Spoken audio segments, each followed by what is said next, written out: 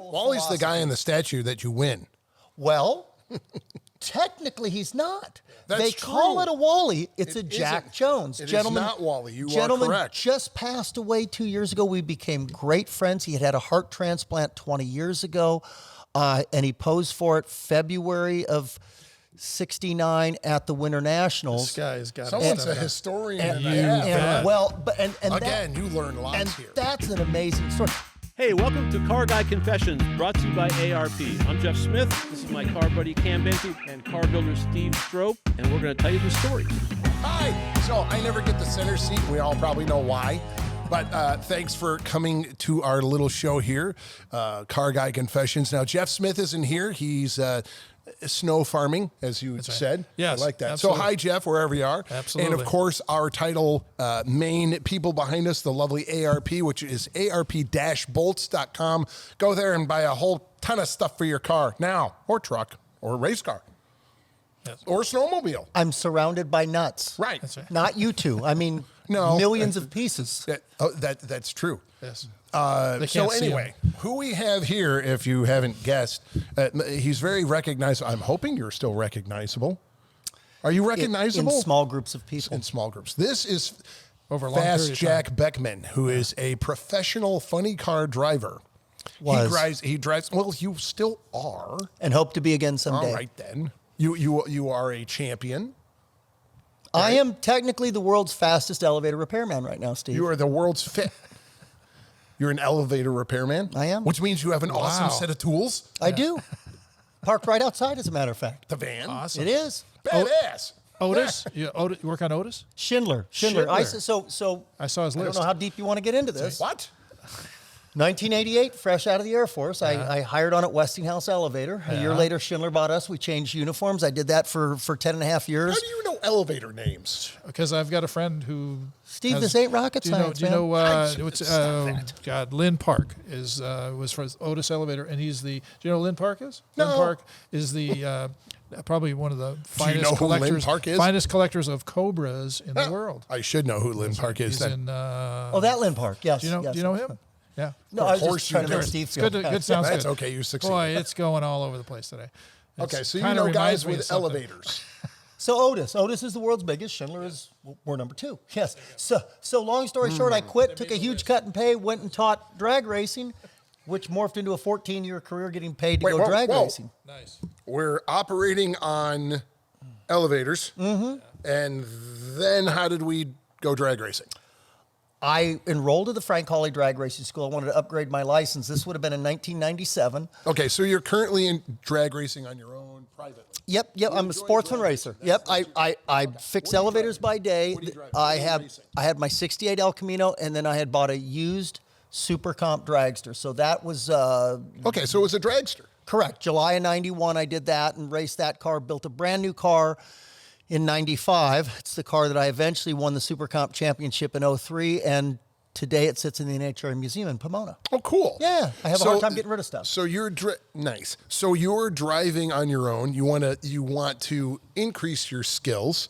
So like a smart person, you go somewhere to learn other things you don't know yet. Yes. You go to Frank Hawley's school. Yeah, my mom wasn't rich and my dad's didn't have a famous last name. So the way I was going to do it Right. was build a resume and go into Frank Hawley's. I upgraded to the top alcohol dragster license. That was 97. And then we stayed in touch. And he said, listen, I'm opening We up. being Frank Hawley and I, yeah. And he said, I'm going to open up at Irwindale Speedway a stock car school with Ray Evernham, and there's going to come a time there's only one of me, and I can't be in two places at once.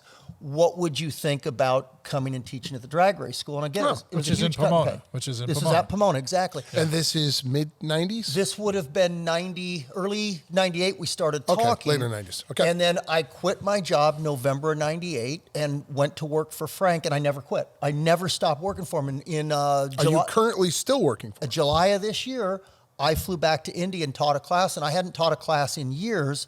We'd done some consultant work, we'd done some lectures together, but as a musician, you'd appreciate this. You don't need two lead singers. You know, I get students say, I want to go to the Frank Hawley School and I want you to be my teacher. I said, but Frank's not going to pay me to come out and teach. because Frank's the teacher. Right. And he's a really, really good teacher. I know guys that are, to talk about teaching, how important that is. I know guys who are incredible welders. They are incredible. They could weld a squirrel going up a tree, but they couldn't teach it to save their life. They're miserable. Yeah, and that old at saying, teaching. those who can't teach, there's obviously notable exceptions. Frank Hawley is a notable exception. Sure. But nevertheless, it is a skill set to be able to teach. Yeah, I was really fortunate. How'd you do that? I would think something that you might want to mention is, who's Frank Hawley? For a lot of people, they won't know who Frank Hawley is. That's a really good thing. Because Frank is in his own right a very famous driver. Frank is a 2-time world champion in Nitro Funny Car, drove the Chi-Town Hustler Yay. for Austin Coyle. Yes. And Frank was one of those guys that was just born to do this. If you listen to the stories, this was before the days of 7 crew guys and big rigs going down the road. It was a dually. It was an overloaded trailer. It was you and one guy if you were lucky, and you got somebody out of the stands when you got to the races to drive the tow car and hope they didn't yank the rope or the front of the race car off. And, he went out there and he just built his career on his driving. And in 85, he says, you know what, I think I can teach this. And that driving school is still going. And it was just, when I went to that in 97, we were talking earlier about ARP, about how do you take a piece of metal and create this work of art out of it. And the average person, wouldn't think about that. And even if they wanted to think about that, you would have to walk them through all the steps and explain it before it made sense. Sure. So you say, well, I want to go learn how to drive a race car down a straight piece of asphalt, and this car's not an 11,000 horsepower top fuel car. Can't be that difficult. But then you start explaining the nuances of this, the subtleties of this. As how do we get a person that doesn't know anything to eventually get a super comp license? And the way Frank has done this, when I sat through his class the first time, I'm like, oh my God, I found somebody that I just identify with. Frank is not a hard man to figure out. It took me a couple of years, but I figured it out. He had cosmetic surgery. They knocked the tips off his ears. He is 400 years further evolved than the rest of us humans. He's a Vulcan. Yeah. But Frank could read a medical I didn't see that coming. Did you see that coming? No, I didn't see that coming. No, I didn't see the Vulcan reference coming. He I hope he's watching. He could read a medical research journal on how your vision works. And I'd read it, and I'd go back and reread it 4 times. I got the reference, and I do feel for you, brother. And then it'd go, okay, here's how we're going to incorporate this into the lectures in the school. And he'll regurgitate it in a way that the average person can digest. It makes perfect sense. It's like, I just learned something about myself. And I learned a lot about myself going through that first class at Frank Hawley. So when he asked me, would you think about coming out here and teaching full-time? I jumped on it. I quit a career. I quit a great career.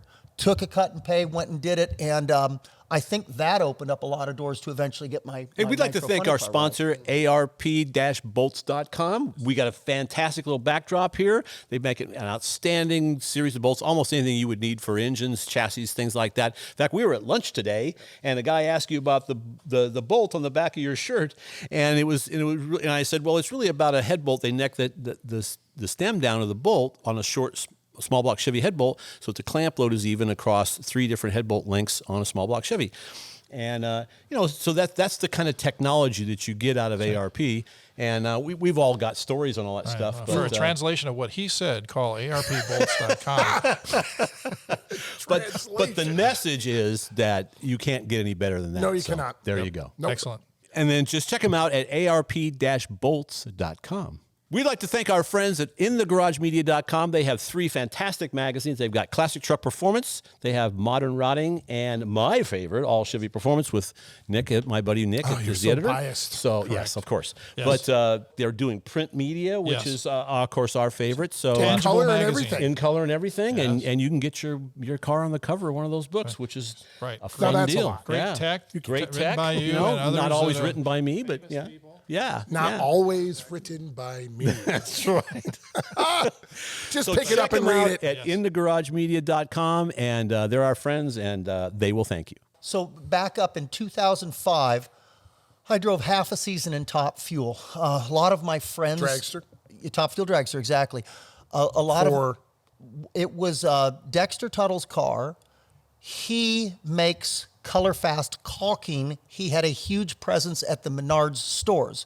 Menards didn't sponsor the car. He traded out premium placing on the aisles for that. That's how that deal worked. Wow. But it was Roger and Karen Comstock You know, if I want to say put me on the map, I think that almost sounds egocentric, and I don't mean it to sound that way. It was Roger and Karen Comstock who gave me the opportunity by bringing some of the operating funding in, and their company was Mail Terminal Services. They processed all the mail that went to the military forward bases back in the early 2000s, which getting mail to the forward military bases in that era was an incredibly important thing.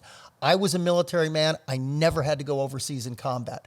It's already, you're way away from home, you miss your friends, and you want to get your mail.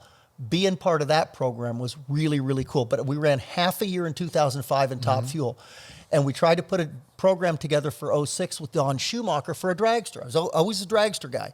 And it just didn't work out. You're talking about the logistics, trying to get trucks, trailers, parts, all that. It just didn't work out. So I went back to racing my Super Comp car. I was literally, and I know I'm probably bouncing around and getting out of order here. Okay, we're following. I was driving my little motorhome and my trailer to a race in Fallon, Nevada.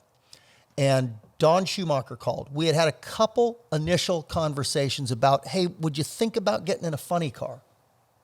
Yeah, if it's a Don Schumacher funny car. Sure. I'd have ridden one of his pro stock motorcycles, only because, not really, but only because everything he puts out there is a winning combination. Now, so again, so we don't assume everybody watching this knows who Don Schumacher is. Schumacher's been around drag racing for a very long time. He won 5 national events back in an era, the early 70s, when there weren't many national events on the NHRA tour. He quit early to go run his dad's business, which was Schumacher Electric, which he took from a power transformer company to the leading battery charger manufacturer. The guy is an amazing businessman. His son, Tony, wanted to get back into racing, and Don's like, I'm not helping you. But once Tony did all the fundamental essentials, Don said, okay, you're serious about this, let's do this. He came back in, him and Tony won the Top Fuel Championship in 99, and eventually it grew to multiple teams. 8 nitro cars. They had pro stock cars, pro stock bikes. Yeah. He is the winningest. Dynasty. Oh, by far, the winningest NHRA team in history. Sure. And the cool thing is, I'm a historian of the sport. I knew who Don Schumacher was. I mean, he was an absolute badass when I was a little kid, and then he signed my paychecks, and I got to drive winning cars for him. So anyway, Don Schumacher calls up. I'm on my way to this regional event in Super Comp in Fallon, Nevada. And he said, what are you doing? And I said, I'm driving to a race. And I just happened to say, gosh, I'd much rather be driving your funny car. He said, well, why don't you fly out to Indy this weekend? We'll finish your licensing in the car. I got off the freeway, got back around the other way, bought a ticket to Indy, flew out there and got my license, and then debuted in Dallas, Maple Grove, but it got rained out. So Dallas at the end of 2006. I got 33 national event wins. Whose car? What was the first car you were driving? It would have been the Mail Terminal Services car with Roger and Karen Comstock. They were on for, I think, everyone but maybe one of my wins. They stayed on the whole time. Wow. And then at various times it was Matco, it was Valvoline, it was Pennzoil. And then the last 6 years it was Infinite Hero. And it wasn't the sponsor. It was the Chandler family said, we want to change some lives. What they did is they funded 2 complete funny cars for Don Schumacher Racing and gave one of them to Make-A-Wish and one of them to Infinite Hero. So Make-A-Wish did all those awesome things for kids and their families, and Infinite Hero did all those awesome things for injured veterans and their families. And you want to talk about changing lives. I always tell people, if you go online and donate $20 or you walk a 5K to raise money, it gives you a warm, fuzzy feeling, but you don't know if your effort went to buying a pen and pencil set for some guy behind a desk. The money we raised, we selected where it went. We met the people whose lives were changed by that. And I've been in a room with 8 Medal of Honor recipients. And you want to talk about, you ain't got a snowball's chance in hell of being the top 10 coolest guy in that room. And I was so okay with that. Just so many humbling moments being around people that had done crazy heroic things and continued to do great things for other people. So to be a small part of that was awesome. So that was the last 6 years of my funny car career. But Terry Chandler, who was the one that was obsessed with drag racing, her brother Johnny was a teammate of mine for a while. When he retired, she says, honey, I don't want to stop going to the races. I'll just fund 2 teams and go out there. Yeah, wow. And she passed away 4th of July, 2017, I believe. Her husband, Doug, who's not a drag race fan, said, you know what?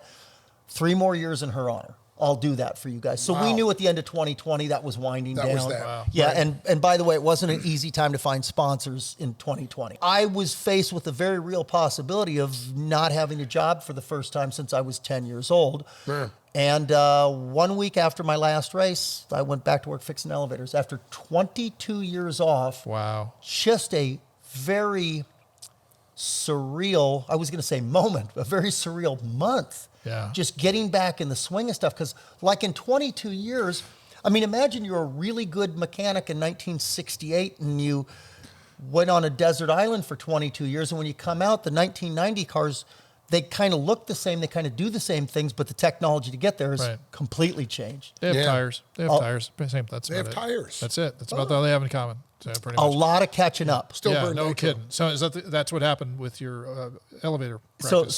So yeah, I did 1,600 hours overtime in the last 16 months, and still just catching up because Wow. everything has gone over to solid state. It was Right. there before I left the trade the first time, but most of what we serviced was relay logic. In other words, you could trace an electronic or an electrical signal point to point to point to point to point. Everything's circuit boards now. It's an entirely different way of troubleshooting. So, I think it's crazy too. Just I'm taking this in because I've known Jack and spoke with him, but it's for those of you watching and listening. If you're grabbing the gravity of the situation, this gentleman was at the extreme top of drag racing, and it'll just change. And instead of pity party, yeah. instead of wham, happens. he's Yep. right back to doing going and doing something, getting a paycheck, earning a living. Right. And as you say, you're fortunate to be back in the thing that you know that you knew when you well, left. I have a But that's question. that's very surreal to a point to Oh, even you bet. imagine it. I'm just bet. listening and I'm like going, I can't. I've That's been doing mind-boggling, yes. same thing. So I've been building cars professionally for Right. 2 or 3 weeks. Yeah. So how And- many guys get to follow two passions? Right, You do. Well, yeah, but the thing is I can't imagine like for something happening and I'm not building cars anymore and I got to go back to whatever. It would be very hard. Extremely. It would be very hard for me to take that mindset off and undo that and do another thing. Well, I have a question. I mean, kudos to you. I have a question for Jack. Okay, so just in you're talking about 20 years. Okay, people talk about they look at Top Fuel. He goes, the motors are loosely based on Hemi motors. It's not close in terms of actual reality, but was the design. architecture's the same. The materials and the hemispherical, approach, right. all very different. So my question is, over those 20 years that you've been racing, what's happened? What is the stuff that we wouldn't see? Say we're a fan. We just went to the World Finals. We see the cars. They're faster, track's shorter, a bunch of things that we can say, okay, these things have happened. But for you, in terms of the technology of the cars, because you're obviously intimately involved in what's going on, what things have happened over the last 10 years that you say this is remarkable that this is happening? Safety-wise, power-wise, Right. whatever, because the power is extreme. I've got a friend of mine who runs Top Dragster, and his motor is making 3,200 horsepower. Well, that used to be a Top Fuel motor. And you could buy it mail order. Yes, and that's what he did. That's the mind-boggling That's thing. what he Yeah. did. He's got a 3,200 horsepower motor Yeah. that he just bought. So All tested, when you all say tuned, all what's ready to go. changed over that 20 years, I hope this analogy makes sense. You measure your kids against the door jamb, right? You don't see them grow every day, but when Right. you see all those different lines, you're like, oh my gosh. My son's 15. I took him to Pomona. We got to sit in the stands, and a lot of people that hadn't seen him for a couple of years, he couldn't walk 10 feet with him saying, oh, you're so big. Look at you. You've grown. Okay, because they hadn't seen him. Right. So you take a Top Fuel car. In 2006, I set the quarter-mile ET record in Nitro Funny Car at 333.66 miles an hour. Now, in 2008, they shortened the racetrack to 1,000 feet. We were running out of room. If both chutes didn't come out on time, if the throttle stuck, bad things could happen. Sure. So the difference between a funny car in 2006 and a funny car in 2022 is they've added about 170 pounds to them. And if you understand anything about Newton and physics, you can't accelerate a bigger mass at the same rate unless something else changes. So when they shortened the track, a lot of people said to me, well, I guess the crew chiefs will just lean on them harder now. I said, No, they lean on them exactly as hard as they can right now. The only difference is you don't have 320 feet of acceleration at the end of the run. But they're accelerating it early as best as they know how to do. So With the clutch? how Letting it yes. grab more? Yeah, right. It's a progressive clutch because you've got 11,000 horsepower and you've got a starting line that will take 7,000. And then out at 150 feet, it'll take 8,000. And then out at 300 feet, once you get some downforce, it'll take 9,500. And out by 500 feet with the aerodynamic load, give it all 11,000 if the racetrack's not too hot. So with that being understood, how come the cars have gotten ridiculously faster? Robert Height, I went 333. Are they All faster or quicker? Both. Because you're going a shorter distance. Both. So- They're absolutely both. I've got the all-time speed record at a quarter mile at 333. In 1,000 foot, Robert Height's gone 339.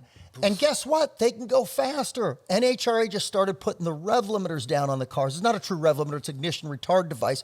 But they'd go 341, 342 if they didn't limit them right now. So what's happened is the crew chiefs just keep finding one thing here, one thing here, one thing here, Well, one nickel thing and here. dime it, you're going to have $1,000 And, sooner or later. And once you get those 400 little things, you look at that mark of your kid and it's, oh my God, he's 1.5 inches taller now. Now what? You just go back through them again and again. One of the biggest things wouldn't seem like a big thing in 2015, and we were not the first funny car to do this. We were the first funny car to take full advantage of this.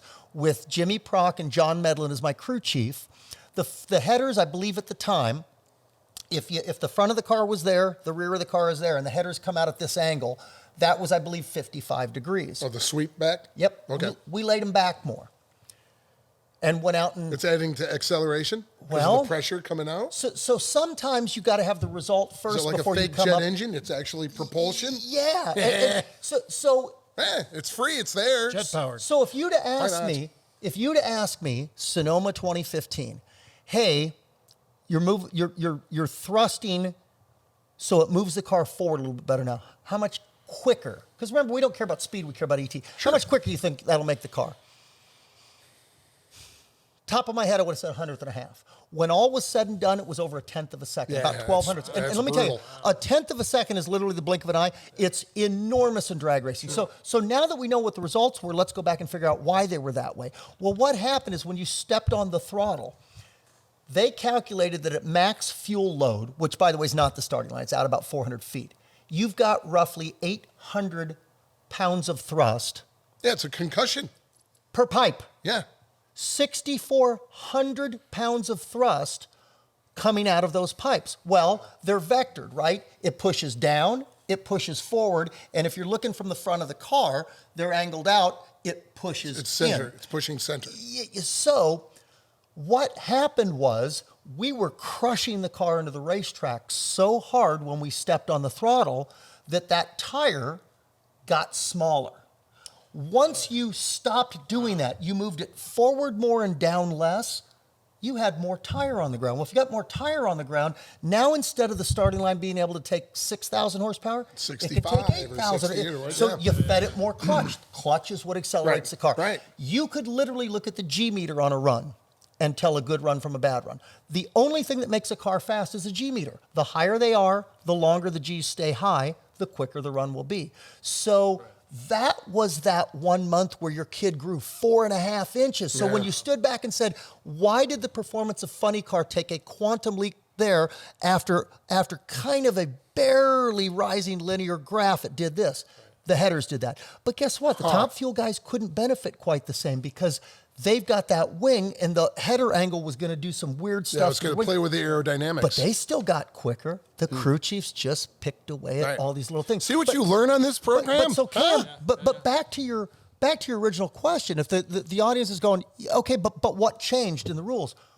Well, what changed in the rules is NHRA allowed us to do less and less and less, and eventually there is nothing allowed to be submitted for a performance improvement over the last 5 years. The only thing that you could submit for a parts change would be as if it increases safety or decreases the cost of racing. Sure. So the crew chiefs were able to do most of this within this tight little confine. And how they did it is rocker arm geometry, cam profiles, just picking away and massaging at small things. Or clutch levers, finesse, finesse, finesse. Right.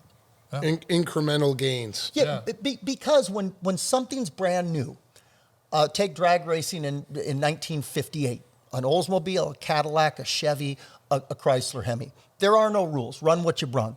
The gains are going to be tremendous because the baseline ain't that good. Right? Well, now that everything kind of goes down to this paradigm, which is the Chrysler Hemi, the wheelbase is 300 in a dragster, it's 125. Once you start fixing the rules, the gains become harder and smaller. You bet. Right? You bet. And yet they still keep making them. Pro stock car is kind of the same way. 500 cubic inches, gasoline, 2,350 pounds. They went from carburetors to fuel injection, but they keep making them better and better. Right. Smart people. Well, that's just it. I mean, that's what the crew chief's job was. I mean, I remember going to the PHR championships in 1984, 85. I was the editor of the magazine, and I remember going to those events and talking to Frank and talking to Austin Coyle in particular. Brilliant guy. Unbelievable. At that time, he was the best. There was Mechanical engineer. Nobody better than Austin Coyle. So, Well, right. What's your favorite ice cream? A lot of us have three favorites. Yeah. Right. Austin Coyle is the best crew chief of all time. Now, I wouldn't argue with 10 other names that were put out there Of as course. well. I would. I during COVID had a wonderful opportunity to do more historic research. And I almost have a complete collection of drag news. If you're a drag race fan, you would know National Dragster right now. That's NHRA's periodical. It came out in April of 1960. But the first real one was Drag News, March 4th, 1955, I'm pretty sure. And on the cover of that first one, they only covered like 5 drag strips back then, all Southern California. It hadn't gone nationwide yet. Listed the winners from Santa Ana Drags in late February of 1955. And one of those winners is a gentleman named Gene Adams from 1955. Yeah. Gene Adams was at Bakersfield a couple weeks ago tuning the winning car in a field dragster. wow. And to see people like that who were smart in the 50s, 60s, 70s, 80s, 90s, 2000s, 2010s, and he's still doing it. I think he's 87. And then 3 pits away, and I'm He's getting tuning? Oh, yeah. Hot damn. What gets better? 3 pits away is his old driver, Don Enriquez, Yes. who Sure. still works for Hilborn after 58 years, driving Incredible. a dragster at 81 years old. It's mind-blowing. Roland was That's still crazy. doing some of the nostalgia funny car stuff. Roland too. was tuning a few years ago. He's had some health issues Yeah, since I then, heard. and my He thoughts. was doing the bubble up car with Prendergast, wasn't he?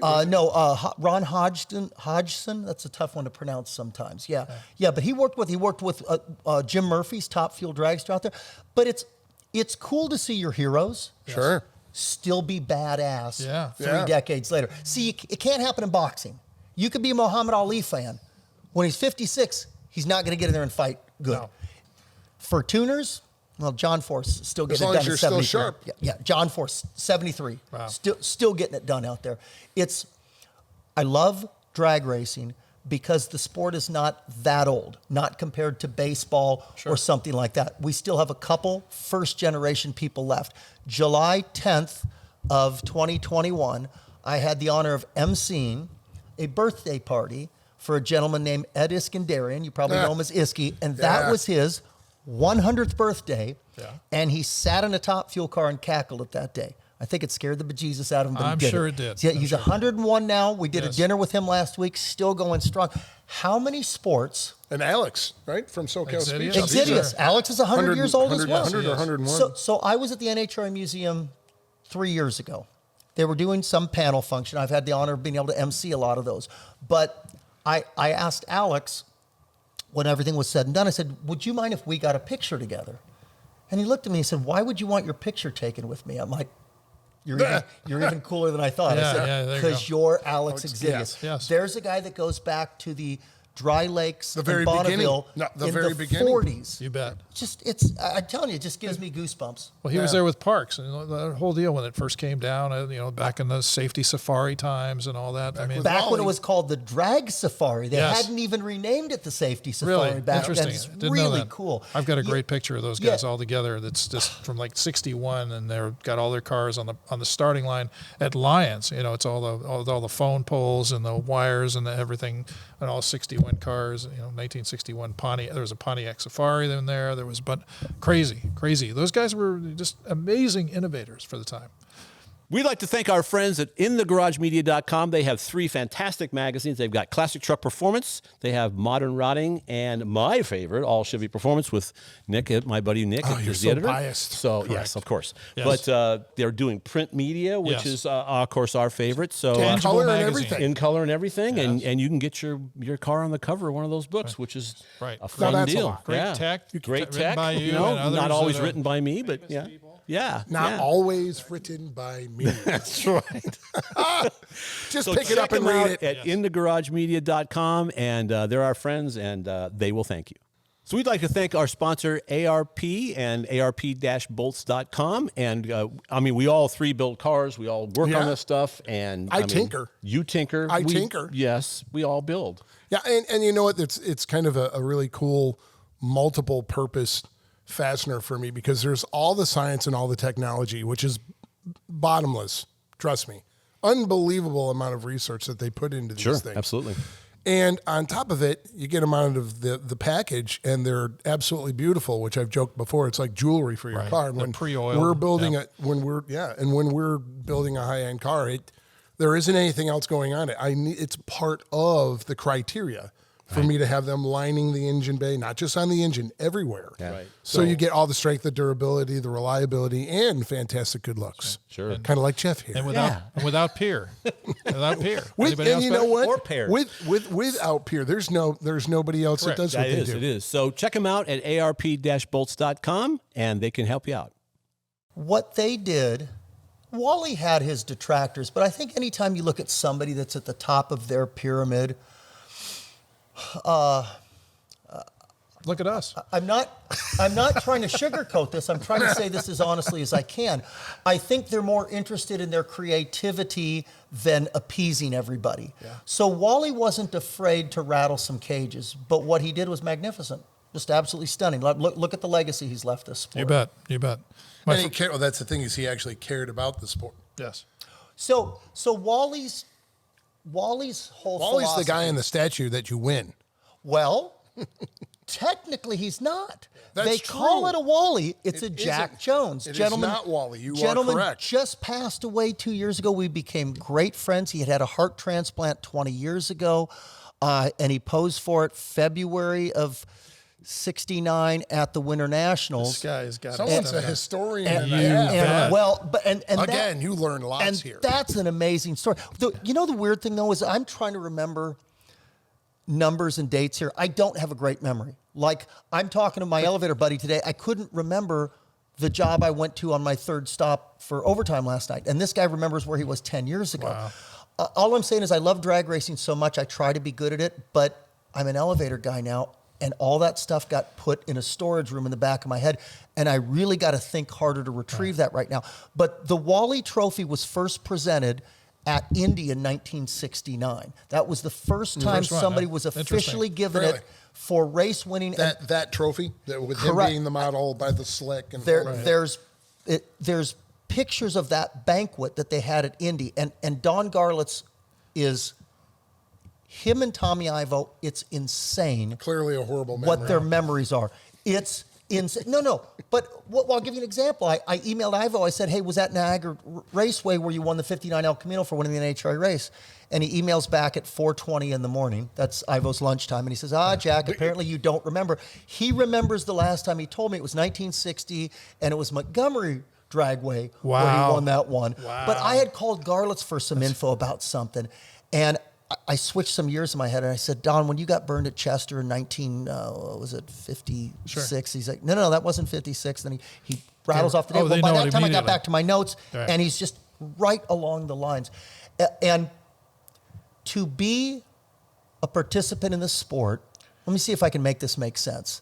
You're a decent high school baseball player, and Mickey Mantle and Babe Ruth are hanging out in the grandstands and want to talk to you afterwards. That's how I feel about drag racing. Well, you're too humble because obviously your experience and your accomplishments are amazing, and your memory is beyond belief. My It's first not that good. My first job was at National Dragster. That was my first automotive job. I was working, and I was the guy who brought Phil Burgess to the group. I was just going to say, now, how about that? So the And average, Phil just got his 5th or 40th. yeah. So, but he's been at the helm for 34 years. Is Yes. that it or something Yes. like that? Which, if you look at the history of editors in National Drag Show, I don't think anybody ever lasted 6 years Nowhere. there. Jim Edmonds was the guy when I was there. And what a list of people. And Jim, Neil I don't know. Britt. Neil Britt, sure. Neil was there. Bill Neil Holland. Yeah, just I a worked who's with who. all those guys. In fact, my first freelance job was for Bill Holland. So way back when. But yeah, I remember Phil was a friend of mine, Van Toon, and Sure, C-Van, yep. Van Toon. We were pals at PHR, and he introduced me to Phil, who was his friend from high school. And all Phil wanted to do was work in the drag racing business. And he wasn't. I don't know what he was doing, but he wasn't in drag racing. So Phil's another one of my go-to guys. So I brought Phil in, and then it was very funny because Leslie Lovett was there like 2 days later. So Leslie Lovett Yes. took the photo of Jack Jones on the starting line at Yes. Pomona that became the I do trophy. remember that. That's the Wally trophy. because it that's was up cool. on his wall in his photo lab. So here's another interesting story, which I Oh think my we God. could tell it now because Jack's Jump passed in away. anywhere. No, this. So I like table So tennis. Jack Jones, there Yes. wound up being a lawsuit with NHRA and Jack Jones, Yeah. and right, wrong, whatever. It is what it is. Let's just say he wasn't in the greatest graces with NHRA. In 2009, I wanted to film a short segment about where he was standing. We don't know the exact spot. We got a slick, we got a helmet, we got goggles, we got a glove.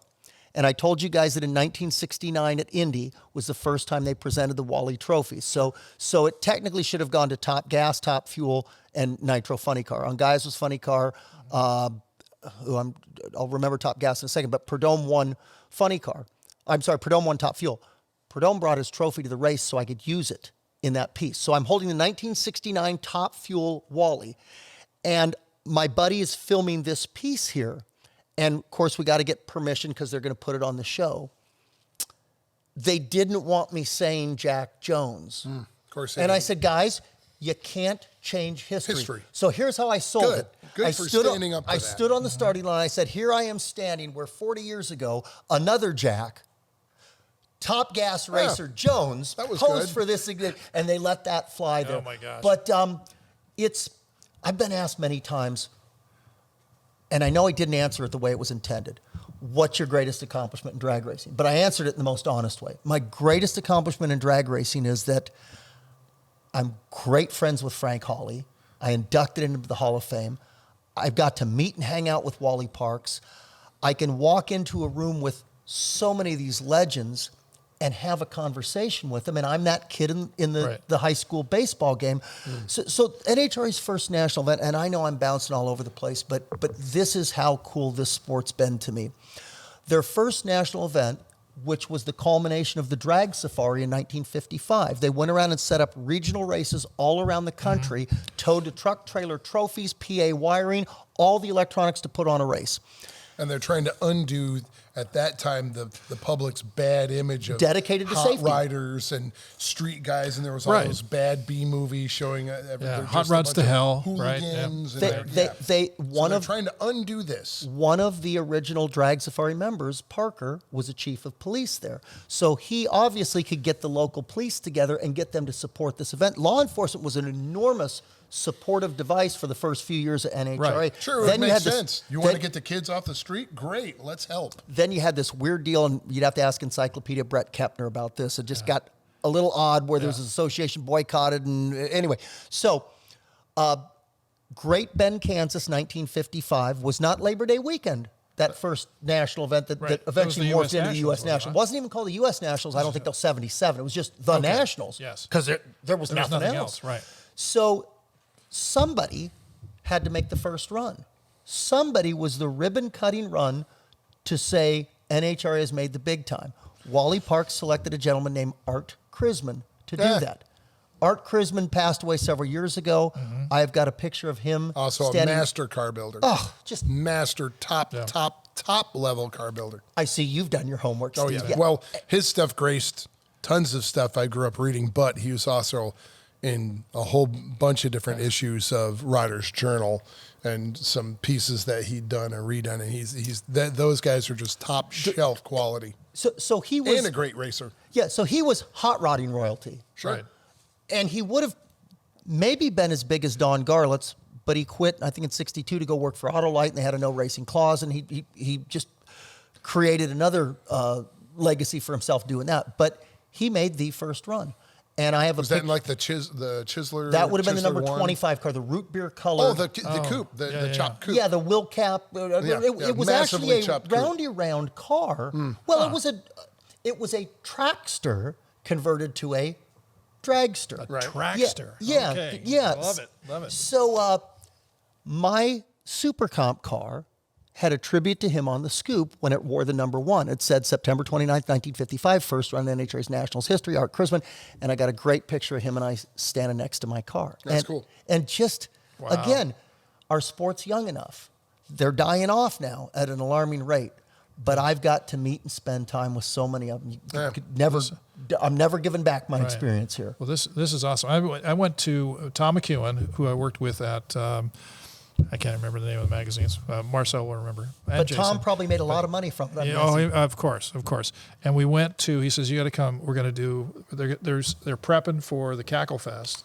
And all those guys are at Christmas. We were at Christmas Place.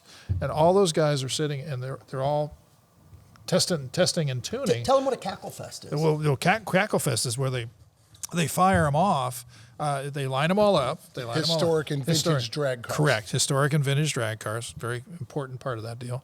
And they fire them all off at the same time. And it's just this crazy sound fest of classic drag racing sound, and these cars, and it's the original nitro. On nitro. And Oh it's yeah, properly, no, in it's the real evening, stuff. so we can see all that's nitro right. flames that are just lined up down the track, and they light them all off at the same time. And at Christmas, they were all testing them, and it was a lot of octogenarians sitting in cars going like, them brains getting scrambled here, but I'm having a great time. So Steve Gibbs just had his Nitro revival at Irwindale week before last. Yes. They lined up 41 cars on the racetrack. that how There were many they had? 70 some out in the 41. pit. But it literally went How'd I miss that? start line to finish. It'll be next year, Good. November next year. Not to be missed event. Right. And I got to cackle the Doug's Headers 67 Corvair No, funny Corvair. car. Corvair. Yeah. So There was a Nova too, right? yeah, so, like a so candy ba- red one. background on that. Oh yeah. At Indy 2017, I was racing Nitro Funny Car, the Infinite Hero car. The guy who did the restoration, it's a recreation of the Doug's Corvair, walks over to my pit. We had already talked about this many times. He said, hey, here's my friend you asked me to bring over, Doug Thorley. Now, in 2017, it would have been the 50th anniversary of the first time Indianapolis ran a Nitro Funny Car Eliminator. Guess who won in 1967? Go ahead, guess. Doug Thorley. So, and for those of you, Right. again, not knowing all this stuff, we got to assume not everybody knows. Doug Thorley is a very early innovator in exhaust. Thorley Yes. had Doug's Thorley headers, yep. Doug's headers, yes. Doug's headers was literally hand painted on front fenders of cars. Oh my God! and How did you know dragsters. that? So Because. Doug at 88 climbed up into my funny car on jack stands, got in the cockpit, and I've got a picture with him. Yeah. What Nice. I didn't know at the time is back in 1963, my dad bought a brand new Vet, drove it over to Doug, says, I want to buy a set of headers for it. Doug said, we don't have them for the Gen 2 cars. We're waiting to get a prototype, and then we'll build you a set. My dad said, here's the keys. Call me when it's done. Nice. And Cool. then had Doug's headers hand-lettered in the vents on Wow. the side of his Corvette in That's cool. 1963. What a great car too. Oh, amazing. Yeah. And I have got to take the ashes of so many of my heroes on 300-mile-an-hour runs. That's cool. Really? Oh yeah, you were doing that. Oh. Yeah. Unbelievable. Gas Ronda was a stud in drag racing. In Yeah. 1964, he was like the top stock champ, and Yep. he got burned really bad in January of 70, a funny car, and that was the end of his driving career. But he never stopped being an amazing human being. I got to induct him in the Drag Race Hall of Fame. When he passed away, the family gave me his ashes. I've taken him along at like 4 different races. Wow. It's so rewarding to be part of something that's a small effort for me and a big difference to the families, if that makes sense. Is he in the cup holder? Well, I can't tell you that. It might not be legal. I found a sandwich couple bag. around those. A sandwich bag in the pocket is the easiest way to go. So I. But that's awesome. I Listen, mean, it's amazing. I took a lady's husband. Yeah. Sandwich bag, put it in my fire suit, made the run, came back, got out. I can't find his ashes anywhere. So when the guys come back, the car goes up on jack stands, all the tin comes off. It had fallen out when I got out of the car. It was in the tin under the trailer. I'm like, oh my God, I just lost her husband. Smooth. You know, something that you wouldn't have ever thought anywhere else. You'd hear it here. You'd hear it here first. You know, you don't hear about this stuff. Does anybody ever talk about that? Nobody talks about that. So No. we're And a stuff like breakthrough that group. you don't really advertise because you'd probably be barraged by 500 people that want and Guaranteed. expect you to do that. You know, the tough part is you get a lot of fans say, hey, my cousin just died, will you put a sticker on the car? Yeah. And the problem is when you have a corporately funded car, Yeah. Yeah, that doesn't fly. Well, at some point the car owner goes, hey, guys, time out. I appreciate this. We want to help these families. We can't have 50 stickers of people on the car that have passed away. We just can't do this. Right. Yeah.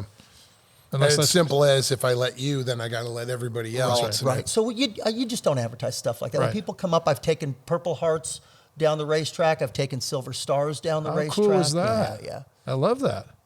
You know, sometimes a family will have a child pass away, and they'll bring me a picture, and I'll just stick it down in the seat insert, make sure we get a 300-mile-an-hour run, then give it back to them. And it's just to see the look. Let me tell you, it's not a big effort on my part. No. I stuck a picture in my seat. It didn't take anything on my part. Right. What a difference But it that makes to shows the what a family. human you are. You know, Yeah, look at well, you. but- You've got a compassion for But these you know, people. they'll never forget that day. They right? won't. Right. They'll never forget that. You know, I had a discussion about you the other day, especially after I had invited you to come over here and do this. And I was talking with different people that eat, breathe, and sleep and love drag racing.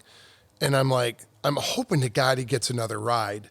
And we were talking about that, you know, the possibility, plausibility, how hard it is to get the corporate money and It's the just funny, sponsorships. right. It's really hard. And somebody had brought up these I forget which friend said it, but it was well, and then there's the hard, difficult end of it of he's older, and a lot of these companies want new, fresh faces of people who've got Instagram pages and TikTok pages, and I go, wouldn't you want, if you're spending a lot of money, wouldn't you also want somebody who, like, you know, wins and is also an awesome brand ambassador? And, you know, sitting and talking with you, and I've known you for a little while, but in my brain, because I'm always marketing in my head, I'm like, if I had corporate money, I'd be after your ass, because not only have you shown numbers-wise you know how to drive and you know how to not damage equipment, but you are classy, and even just these conversations, you actually care about humans, you got a good heart. I'm like, that should weigh in as much as anything else. Cam, I didn't when hear the you're last minute. spending Can money. Can you just repeat the last 1 minute again? I didn't hear any of that. No, I'm serious, I and this appreciate is that. my own. Absolutely. It's my. I have a beef with this. It's the same thing out in the rest of the world. In my world, because of how TV came in and made superstars of guys that I literally wouldn't let sweep the floors in my shop. You know, it's so frustrating to me. It's like, yeah, but they have 1 million followers, Well, what which is that- means yeah, every but time what- we advertise, 1 million eyes see our ad, and I'm like, yeah, but that goes so far. That doesn't mean any of those people buy your product. Exactly. This This is doesn't the thing mean that happens. shit. Yes. So You know, Yes. I don't have you my want own something opinion. with class and knowledge? I haven't posted You know. on social media for 11 months, and it's not to offend anybody. I think it's like texting. There's a time when texting is the best way to utilize. It's a Right. tool, right? Right. Sure. And it's a tool that gets used way too damn much Correct. and replaces Correct. personal Actual interaction. conversation? So I haven't Yeah. posted for 11 months because, frankly, I can't imagine anybody gives a crap where I ate lunch or how many elevator calls I went out to. And the other thing is sometimes you forget to live life when you're too busy posting. I do Right. understand that there's a metric for that. Right. But Bob Florian and I were talking. He's a marketing guy. That's his area. That's his niche at ARP here. And we're talking about stickiness when it comes to advertising. So Right. so social media, the stickiness factor is so tiny, but you make it up in the quantity. Ugh, man, I don't think so. I almost think it's a false metric. I agree. You know, the whole routine of like, do you want a shotgun blast or do you want a rifle Right. shot? Do you want a guy who's actually going to move the needle for you, or do you want somebody who's just going to have a whole stadium full of folks who go, "Oh yeah, I know about that." Is it a branding exercise or is it a sales exercise? So if you're crawling through the desert, Yeah. this would be the most valuable thing on the planet, and you would treat it that way, right? You bet. If it's pouring in Kentucky and your house has got 4 feet of water in it, water ain't that valuable. Right. I Right. think social Well, media. maybe clean drinking water. I is think something. social media is a little bit like what Ew. Noah was floating in, right? yeah, I think you're right. I think you're right. But hey, listen, Steve. Dead cat. But this all falls under the category of life ain't fair. Right. Right. True. In NASCAR racing, where there's a I'm not saying they're better drivers. I'm saying there's a deeper skill set that requires more specific skills than drag racing. What happens is they all start driving at 4 or 5 years old, and they start climbing the pyramid. And by like an F1 driver. Exactly. Those guys same are exact deal. driving So carts once they when get to be they're 8. 14, you can tell they get closer to the top of the pyramid. And those people get picked for driver training programs. Drag racing is not the same thing. And I like that it's not the same thing. And it's the reason drag racers don't make $3 million a year. With drag racing, it was always drag your crap out to the track and run it. Well, that morphed into cars are faster and faster and faster. And now we're going to go after a driver for a specific slot. But there's 50 people that can do that. Which one are they going to pick? The one that markets best. Yes. And you look at the... When you think you also want the guy who's winning...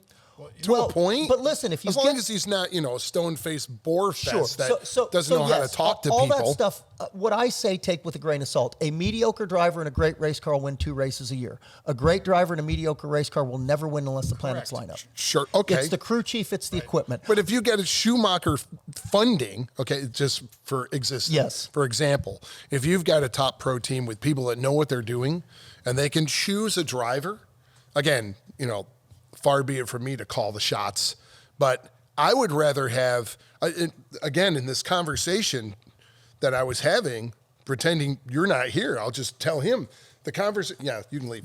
Back out slowly. The conversation I was having was, I understand that situation where we want the new fresh face or the whatever. I get it. I can comprehend it.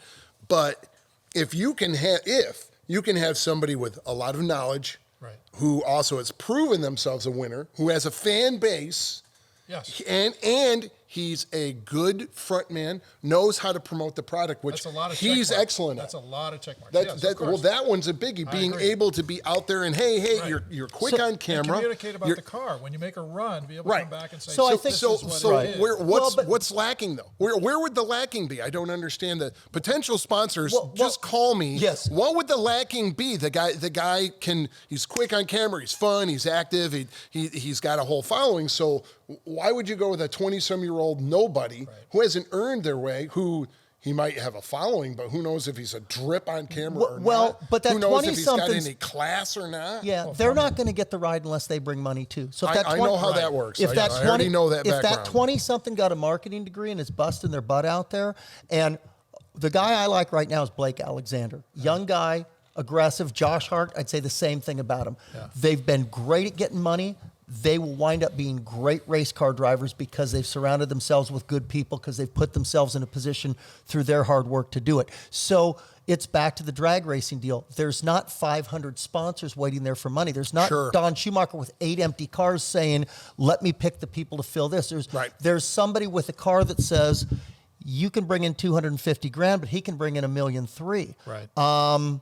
Maybe you're a little better, but he can bring in $1.3 million. I can hire a better crew chief. I can have more spare parts. We can go to 2 more races. I'm taking you. I understand that. I Formula understand One that. really does that. But of course. That's but in this one. particular scenario, just talking about him, he's coming with world championships. Well, but I want to trust me. I'd love to be a 100% advocate of your theory, your stance on that, because I'd love to be back in a race car. I would love that.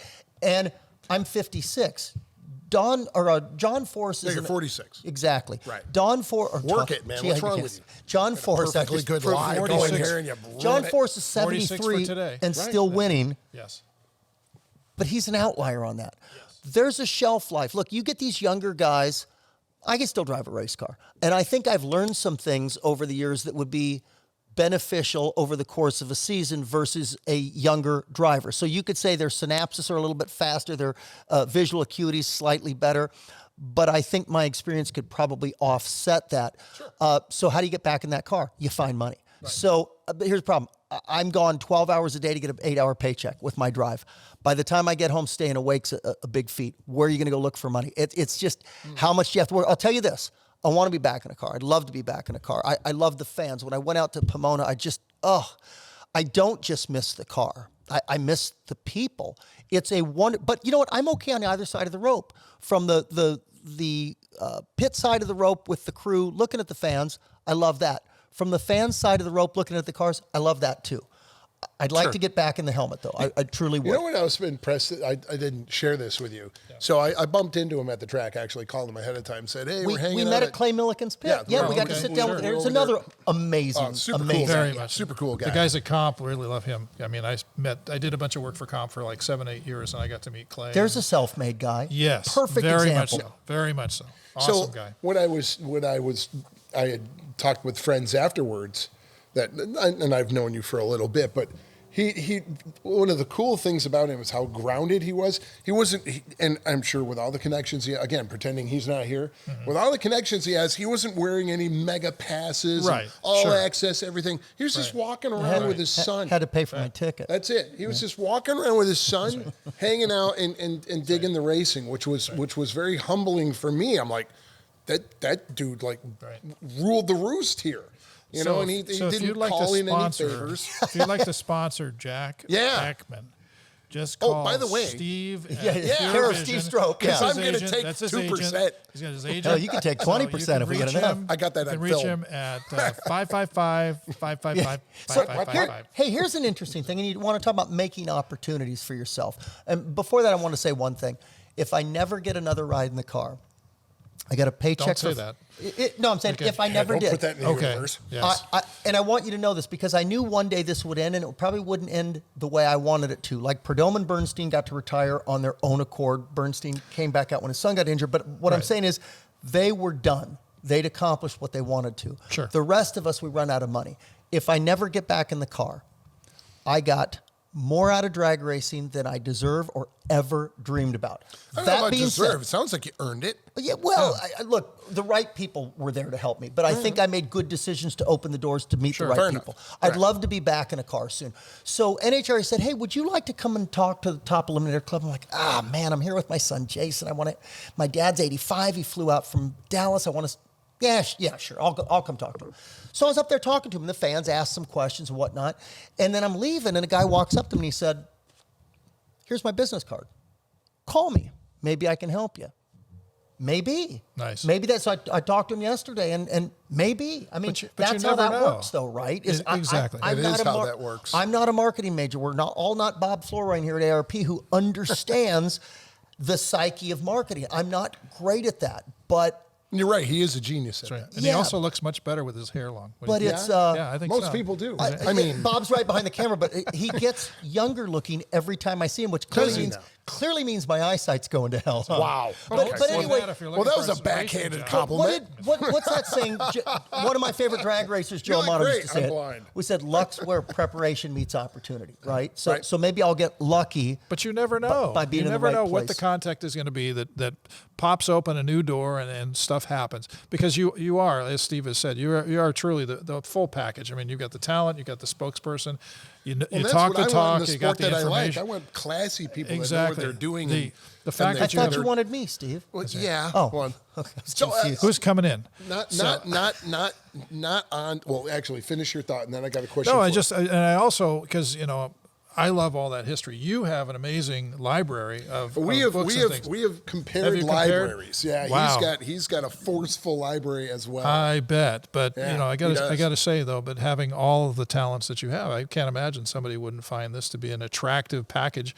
I get the deal with the younger kids, and it may be just me talking at my age, but the situation is very simple. That when you have all these different things that come together, that is a smarter play than trying to Well, train talking somebody. economics, he already has a fan base. Yes, he does. he doesn't He have to does. He gain has a one. He already following. has one. Has a following, and I like it. and I get the dollar signs. You're talking millions of But dollars for to full get. clarity for your guys' listeners, I don't want you guys to assume that the picture is there's all these young kids getting hired to drive these nitro cars. When you No, get to the and top I of the understand pyramid, that, yeah. when you get to the top of the pyramid, Small club. it's still the folks that are bringing something to the table. Now, what is it that you bring to the table?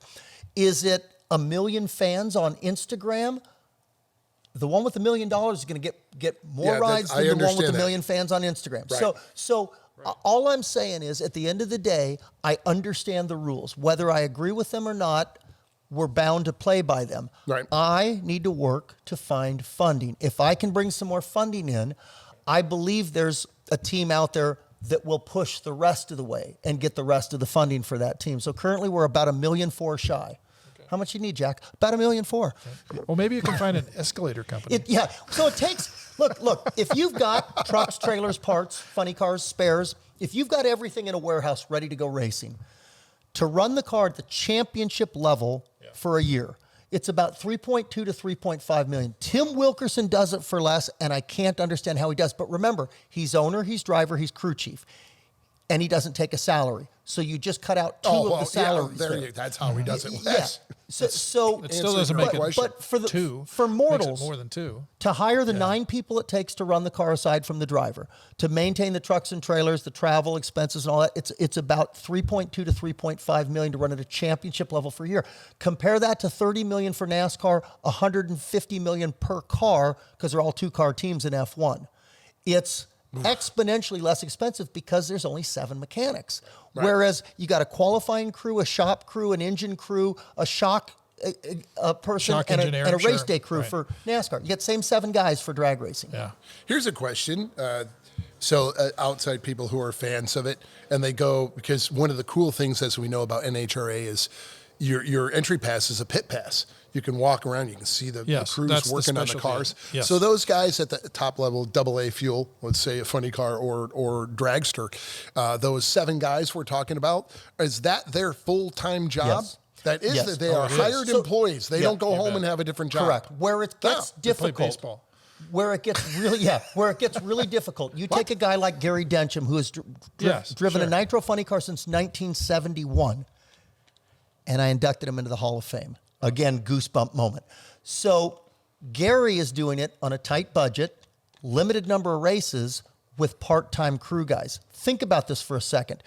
Ron Capps' Napa team, those 7 guys, and there's girls that do this as well, that's all they do. Right. They get pretty damn good at it.